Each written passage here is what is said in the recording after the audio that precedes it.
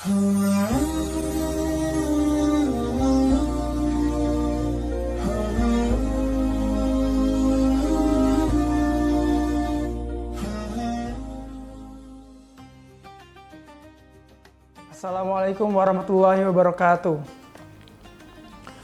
Pertama-tama, marilah kita panjatkan puja dan puji syukur kita kepada Allah Subhanahu wa Ta'ala.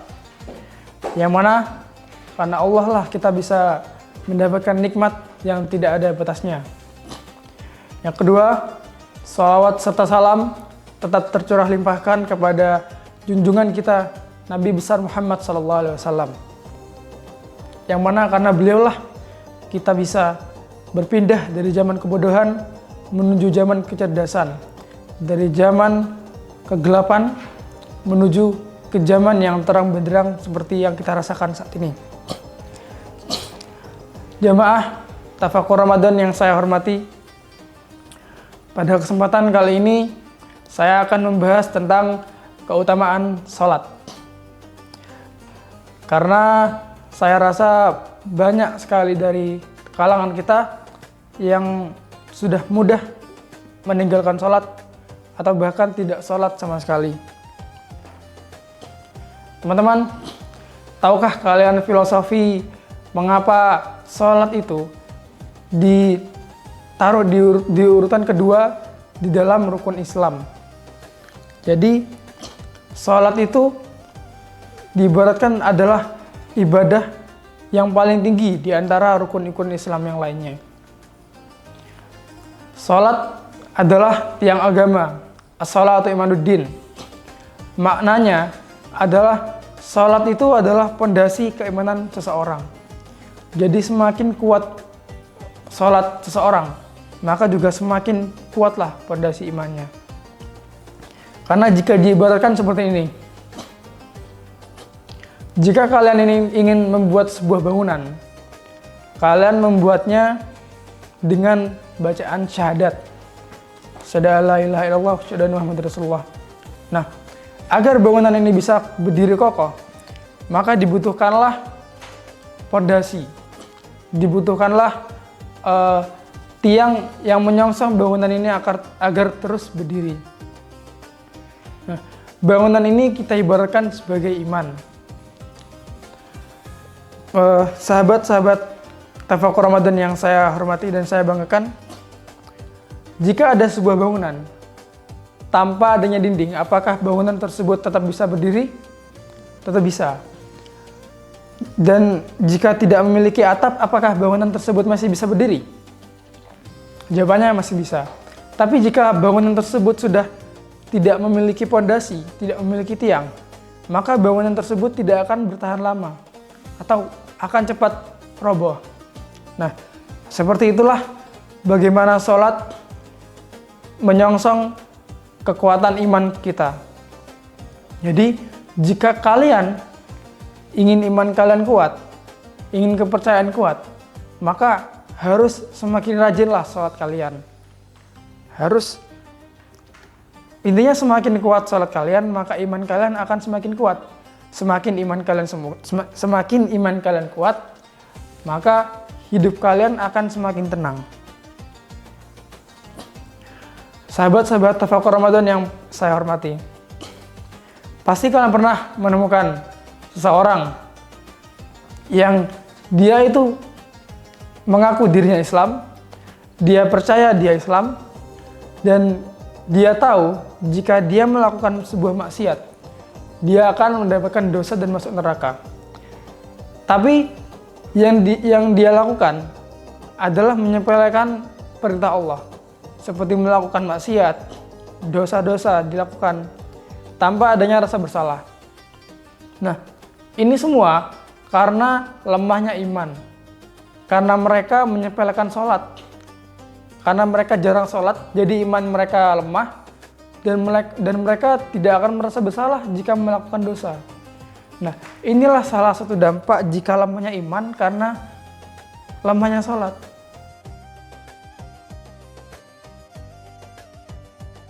Teman-teman yang saya hormati, sholat adalah puncak penghambaan kita kepada Allah. Sekarang gini, dari kelima rukun iman, rukun Islam, jika kalian melakukan ibadah haji, kalian masih bisa sambil bernyanyi-nyanyi, masih bisa sambil tertawa. Jika zakat, itu masih bisa sambil tertawa, masih bisa sambil nyanyi. Begitupun dengan puasa. Tapi jika sudah sholat, itu tidak bisa. Karena sholat adalah bentuk puncak penghambaan kita kepada Sang Pencipta.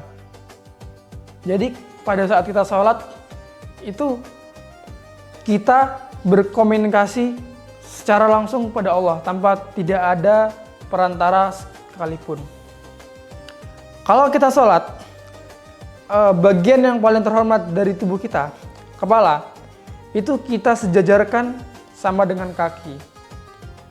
Maknanya saat kita sholat, itu kita merendah serendah mungkin kepada Sang Pencipta. Jamaah Tafakur Ramadan yang saya hormati,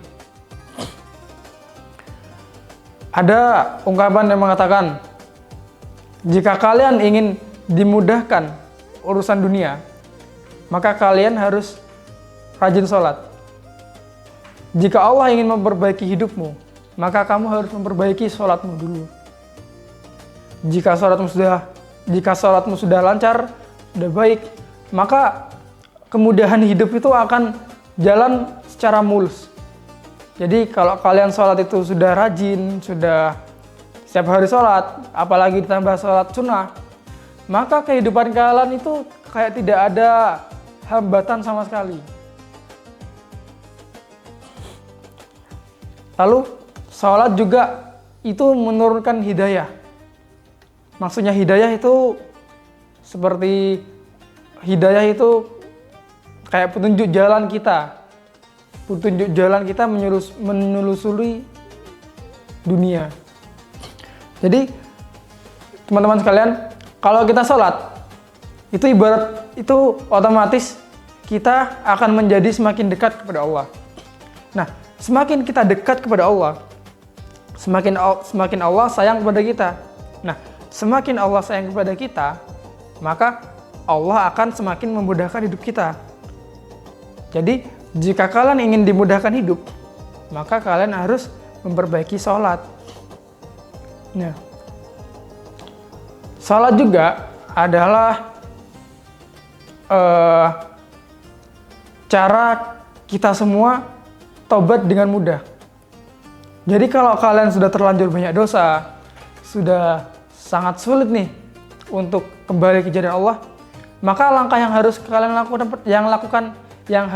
lakukan pertama hanyalah sholat. Perbaiki sholat dulu, nanti urusan yang lainnya akan berjalan dengan lancar. Apalagi ditambahi dengan sholat taubat, sholat sunnah yang lainnya akan semakin meningkatkan keimanan kita kepada Allah.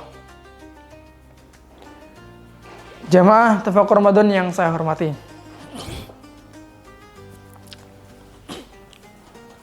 ada seseorang yang menjalankan semua rukun Islam kecuali sholat.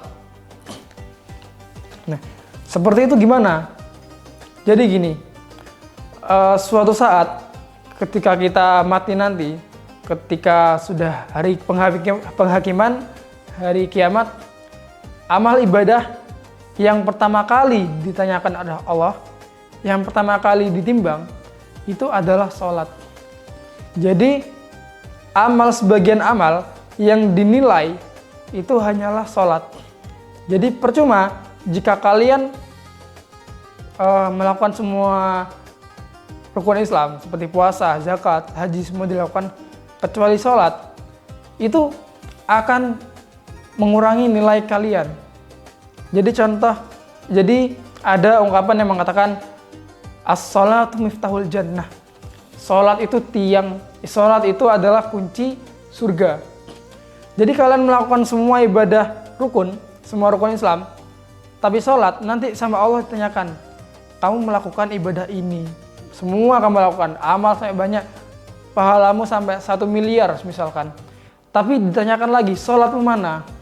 Nah, Jika sholatmu nggak ada, hangus semua itu. Karena sholat adalah kuncinya surga.